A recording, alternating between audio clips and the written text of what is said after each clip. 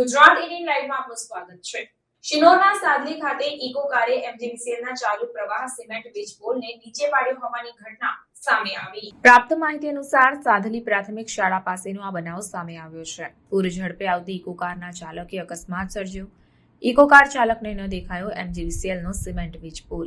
ત્યારે આ બનાવની જાણ એમજીવીસીએલના કર્મીઓને કરતાની સાથે જ એમજીવીસીએલના કર્મીઓએ વીજ પ્રવાહ યુદ્ધના ધોરણે બંધ કરતા મોટી જાનહાનિ ટળી હતી।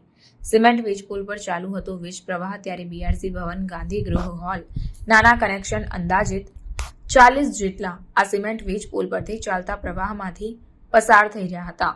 શિનોર જેઈબીના કર્મચારીઓ કામે લાગ્યા ત્યારે તાત્કાલિક ધોરણે નવો સિમેન્ટ વીજ પુલ નાખી વીજ પ્રવાહ પુનઃ શરૂ કરવાની એમજીવીસીએલના કર્મીઓએ કામગીરી કરી હતી।